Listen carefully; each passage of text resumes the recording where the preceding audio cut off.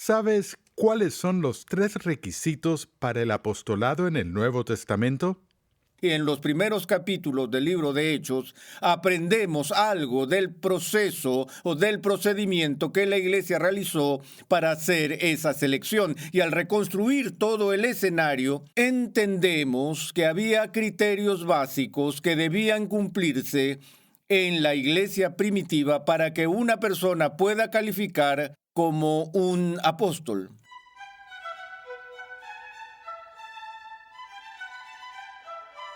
En esta nueva entrega de Renovando tu Mente, continuamos con el 18º episodio de la serie de enseñanza Del polvo a la gloria que abarca el Nuevo Testamento.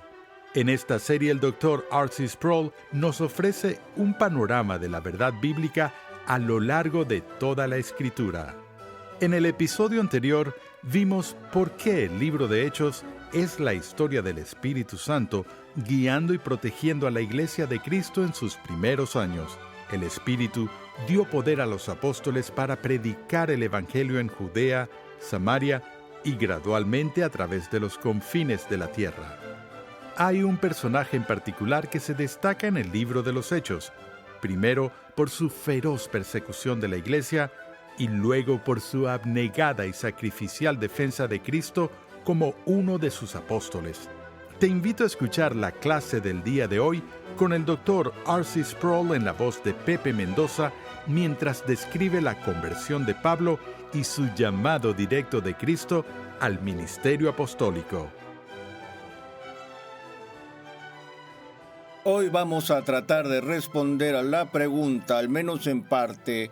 Para empezar, ¿por qué Lucas escribió el libro de los Hechos? Ahora, ya hemos sugerido de que cambiemos el título de los Hechos de los Apóstoles por los Hechos del Espíritu Santo. Obviamente, una de las mayores preocupaciones que Lucas tenía era entregarnos un registro de la expansión de la iglesia primitiva. Pero hay muchas especulaciones en otra dirección.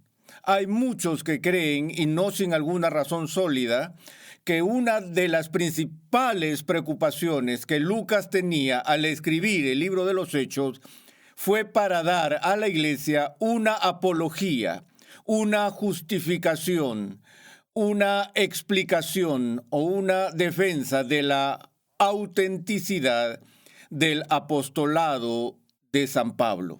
Porque al igual que en el primer volumen de Lucas, en el Evangelio de Lucas, la figura central es Jesús, así que la figura más dominante que encontramos en el libro de los Hechos, el cual es el volumen 2 de la pluma de Lucas, es el apóstol Pablo. Bueno, ¿por qué el apóstol Pablo necesitaría una defensa o una apología escrita a su favor? Bueno, recordemos que al final de la vida de Jesús, uno de sus 12 se suicidó. Su nombre era Judas. Y la iglesia primitiva se reunió enseguida para seleccionar un reemplazo para Judas. Y en los primeros capítulos del libro de Hechos aprendemos algo del proceso o del procedimiento que la iglesia realizó para hacer esa selección. Y al reconstruir todo el escenario, entendemos que había criterios básicos que debían cumplirse en la iglesia primitiva para que una persona pueda calificar como un apóstol. Básicamente, esos requisitos podrían reducirse a 3. El primero fue que antes de que una persona pudiera llegar a ser apóstol, primero tenía que haber sido un discípulo. Y recuerdan cuando tuvimos nuestra lección donde explicamos la diferencia entre un discípulo y un apóstol. Un discípulo es un aprendiz y un apóstol es aquel que es comisionado con autoridad y es enviado y facultado para hablar en nombre de aquel que lo autoriza. Pero para ser un apóstol, primero que nada, tenía que ser un discípulo. Segundo, esa persona tenía que ser un testigo de la resurrección. Y tercero, la persona tenía que tener un llamado directo e inmediato de Cristo. Ahora, ustedes recuerdan en el Antiguo Testamento cuando vimos a los profetas, notamos que había una lucha constante entre los que eran profetas genuinos, quienes eran facultados por Dios con su Espíritu Santo, quienes eran agentes de revelación que podían empezar sus discursos diciendo, así dice el Señor. Es decir, aquellos a quienes Dios había seleccionado, capacitado y enviado a predicar su palabra a la nación. Y los falsos profetas, quienes contaban sus propios sueños y daban sus propias opiniones y que simplemente ofrecían una perspectiva humana, no la verdad autoritativa de Dios. Entonces, para distinguir entre el verdadero profeta y el falso profeta en el Antiguo Testamento, una de las pruebas más importantes para el verdadero profeta era que podía articular y verificar las circunstancias de su llamado. Es por eso que muchos de los profetas como Ezequiel, Isaías, Jeremías, Amós, solo por nombrar algunos, son celosos en el Antiguo Testamento en reportar las circunstancias de su llamado, ya que ese llamado divino es lo que les dio su autoridad para hablar la palabra de Dios.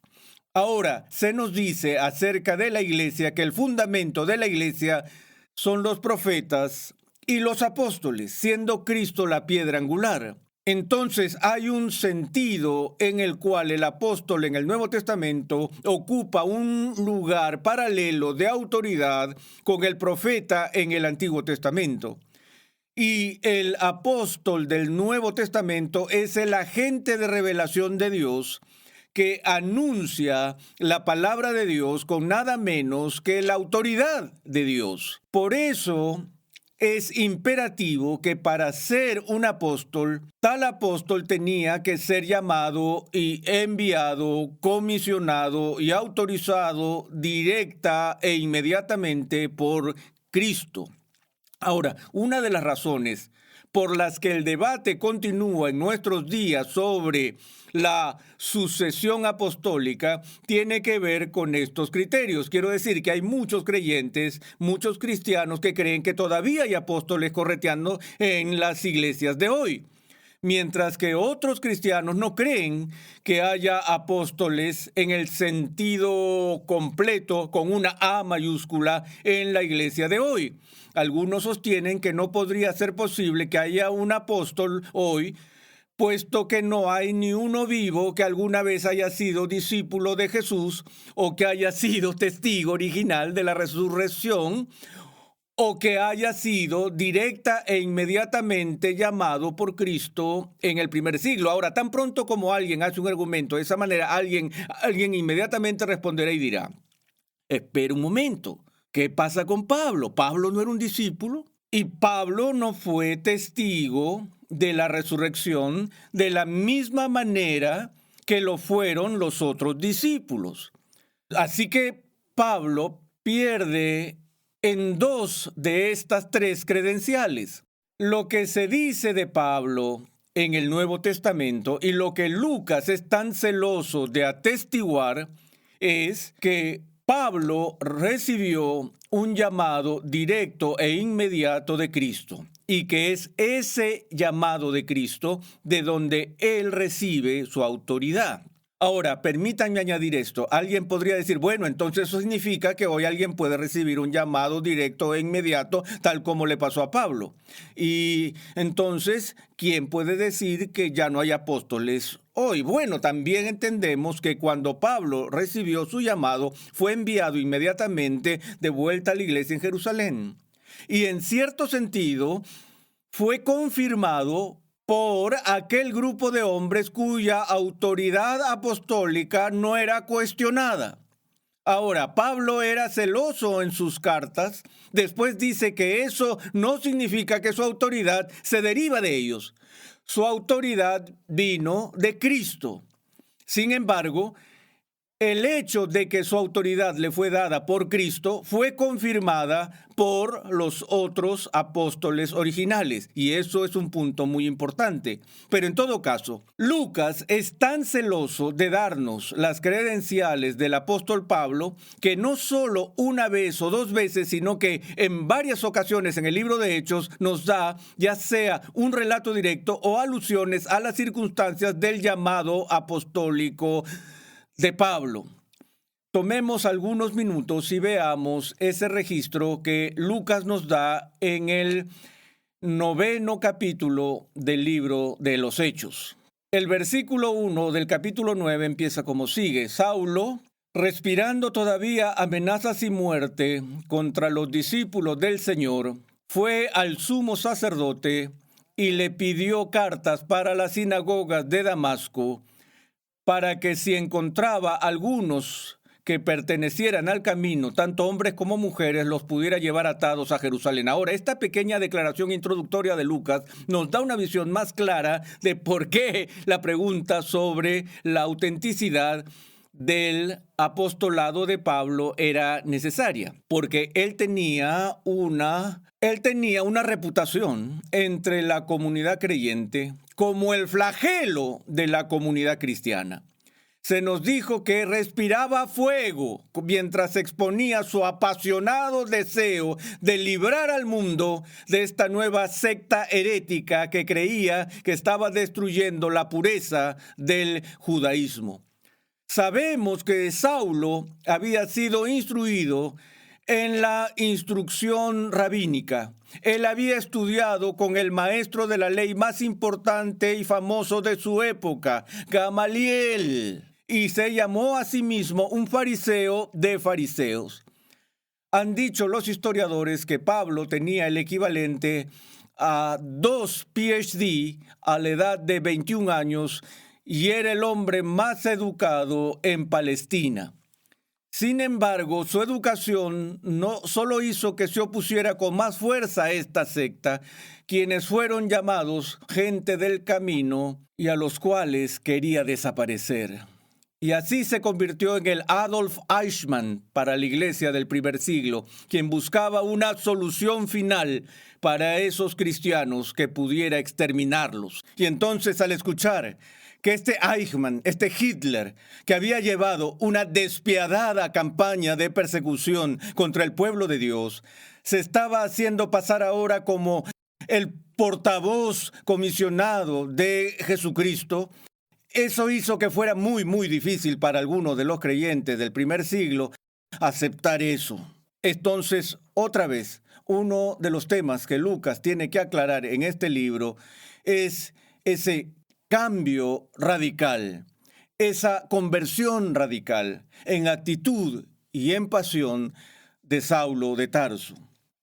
Leemos en el versículo 3 del capítulo 9. Y sucedió que mientras viajaba al acercarse a Damasco, de repente resplandeció en su alrededor una luz del cielo, y al caer a tierra oyó una voz que le decía: Saulo, Saulo, ¿por qué me persigues? Permítanme un minuto para exponer un poco acerca de esa pregunta particular que él oye. Lo primero es que Pablo ve una luz enceguecedora, que en otro lugar se llama más brillante que el sol del mediodía. Y su respuesta fue la de caer al suelo. Ahora sabemos que la luz que contempló fue la radiante gloria, la chequina, la gloria de Dios mismo, lo que las Escrituras atestiguan una y otra vez como la apariencia externa o manifestación de su carácter interno. Y entonces Saulo ve esta luz cegadora en el cielo y cae al suelo. Y él escucha, como se nos dice en otro lugar, escucha esta voz que le hablaba en el idioma hebreo. Y la voz le dice: Saulo, Saulo, ¿por qué me persigues? Ahora, hay dos cosas que quiero decir acerca de esa voz que él oye. Lo primero es que cuando Saulo es abordado por la voz celestial, Él es abordado en términos de la repetición de su nombre: Saulo, Saulo. Busquen en las Escrituras y vean cuántas veces en la Biblia alguien es llamado por cualquier razón con la repetición de su nombre. Ustedes descubrirán que ocurre menos de 20 veces durante toda la historia de la redención. Y si examinaran cada uno de los sucesos que están registrados, verán que algo emerge con mucha claridad. Cuando Moisés fue llamado en el desierto de Madián, Dios lo llamó desde la zarza ardiente: Moisés, Moisés. Cuando Abraham estaba en el monte Moriah y estaba a punto de apuñalar a su hijo en el altar, la voz de Dios vino a él diciendo: Abraham, Abraham. Cuando Eliseo se paró sobre la tierra y observó el ascenso de Elías, él dijo: Padre mío, los carros de Israel. Cuando David lloraba la pérdida de su hijo, gritó: Absalón, Absalón. Hijo mío, hijo mío. Jesús en la cruz: Elí, Elí, lema sabactani. Una y otra vez vemos esto, y siempre es una expresión en la lengua hebrea de profunda intimidad personal. Es por eso que Jesús, al final del Sermón del Monte, dijo que muchas personas en el último día vendrán y dirán: Señor, Señor. Es decir, su hipocresía estaría vestida en esta forma hipócrita de llamado repetido, reclamando intimidad con Jesús, no solo un conocimiento superficial de él. Ellos dirán: Señor, Señor. Y Jesús dirá: apartaos de mí, nunca os conocí. Entonces lo que esta voz le está diciendo a Saulo es: Saulo, yo te conozco, sé todo sobre ti, te conozco íntimamente y te amo. Pero ¿por qué me persigues? Ahora noten que la pregunta no es ¿por qué estás persiguiendo a mi iglesia?, sino ¿por qué me persigues a mí? Porque la iglesia es el cuerpo de Cristo, es la novia de Cristo, y cualquiera que ataque a su novia lo está atacando a él. Cualquiera que ataca a su cuerpo lo está atacando a él. E incluso en estas palabras aprendemos mucho de la visión de Jesús en relación con su cuerpo, la iglesia. Porque Saulo no había estado atacando personalmente a Jesús, nunca antes había conocido a Jesús, pero estaba haciendo estragos del cuerpo de Cristo. Entonces ahora esta voz le dice: ¿por qué me persigues? Y él dijo: ¿quién eres, Señor? Yo no sé qué tipo de concepto Señor él estaba usando. Podría simplemente ser la forma cortés de dirigirse diciendo: ¿quién eres tú, caballero? Pero teniendo en cuenta las circunstancias de la luminosidad cegadora de la refulgente gloria de Dios, sospecho que Pablo o Saulo a estas alturas supo al instante que sea quien fuera el que le estaba hablando, era su Señor soberano. Y el Señor dijo: yo soy Jesús, a quien tú persigues. Dura cosa te es dar coces contra el aguijón. Ahora, en el mundo antiguo, la mayoría de los carros que eran jalados para el trabajo en los campos eran jalados por bueyes. Los bueyes estaban unidos por un yugo y luego amarrados al carro. A veces los bueyes se comportaban un poco como mulas y se ponían tercos. Y cuando eran empujados para ir hacia adelante, su reacción rebelde era la de poner sus pies hacia atrás contra el carro y podían poner en peligro de destrucción al vehículo que se suponía debían estar tirando.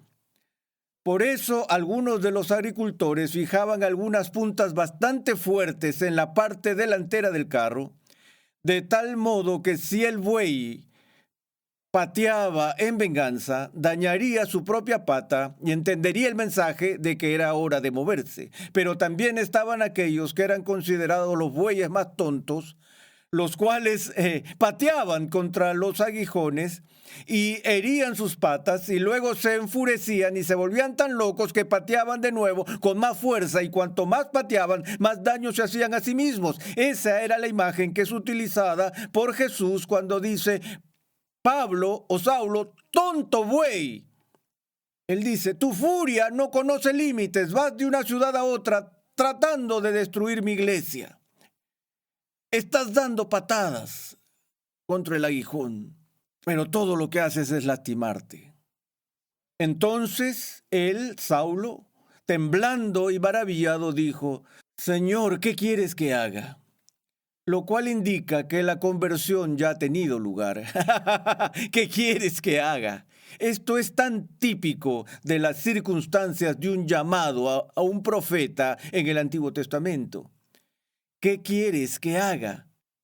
Y el Señor dijo, levántate, entra en la ciudad y se te dirá lo que debes hacer. Los hombres que iban con él se detuvieron atónitos, oyendo una voz, pero sin ver a nadie. Saulo se levantó del suelo y aunque sus ojos estaban abiertos, no veía nada y llevándolo por la mano lo trajeron a Damasco. Y estuvo 3 días sin ver y no comió ni bebió.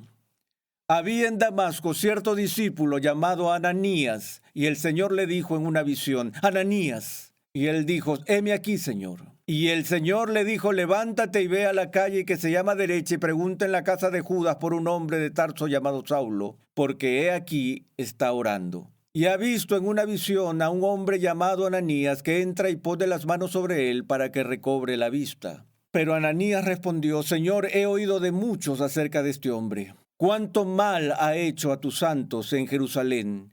Y he aquí tiene autoridad de los principales sacerdotes para prender a todos los que invocan tu nombre. Es como si Ananías estuviera diciendo, Señor, ¿sabes lo que estás haciendo? Yo sé quién es este hombre. Y él se encarga de instruir a Dios. Pero el Señor le dijo, ve, porque él me es un instrumento escogido para llevar mi nombre en presencia de los gentiles, de los reyes y de los hijos de Israel. Porque yo le mostraré cuánto debe padecer por mi nombre. Esta experiencia fue el momento decisivo en la vida de Saulo. Y a lo largo de toda su actividad, a lo largo de sus escritos, continuamente regresó a este momento y habló de su llamado.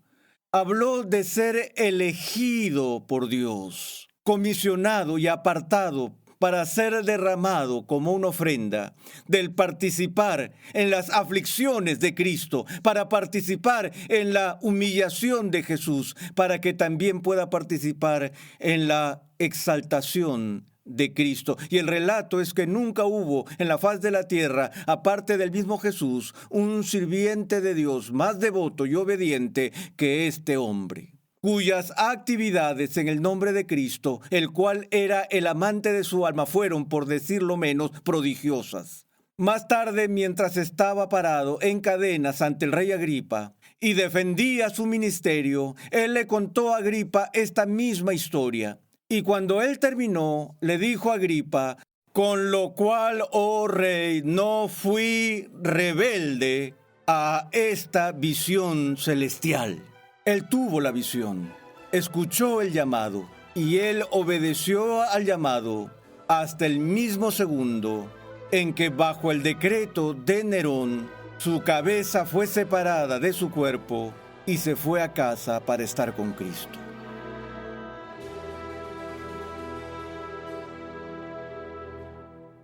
El oficio de apóstol tenía una gran autoridad en la iglesia primitiva. Los hombres elegidos para este puesto tenían que cumplir requisitos muy específicos porque el apóstol del Nuevo Testamento era el agente de revelación de Dios que proclamaba la palabra de Dios. Hoy vimos que Pablo no cumplía con algunos de los requisitos apostólicos que la iglesia estableció, pero recibió un llamado directo e inmediato de Cristo que le dio autoridad apostólica. Dios convirtió al gran perseguidor de la iglesia en el apóstol de los gentiles. Te agradecemos por tu sintonía en el día de hoy. Renovando tu mente es posible gracias al generoso apoyo en oración y financiero de cristianos alrededor del mundo. Para hacer tu donación, por favor visita nuestra página web renovandotumente.org. El libro de Romanos es una de las cartas más atesoradas y estudiadas del apóstol Pablo. En el siguiente episodio de Renovando tu Mente, escucha mientras R.C. Sproul examina cómo esta epístola presenta hermosa y sistemáticamente el Evangelio y sus efectos en nuestras vidas. Renovando tu Mente es una producción de los Ministerios Ligonier, la confraternidad de enseñanza del Dr. R.C. Sproul. Nuestra misión, pasión y propósito es ayudar a las personas a crecer en su conocimiento de Dios y su santidad. Para contactarnos, por favor, envíanos un correo electrónico a programa@renovandotumente.org con tus preguntas, testimonios y comentarios.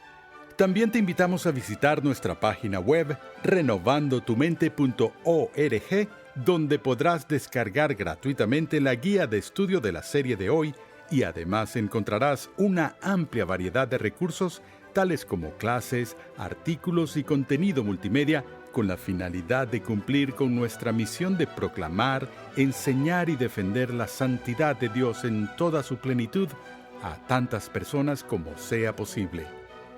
Dios llama a su pueblo a ser transformado por la renovación de su mente.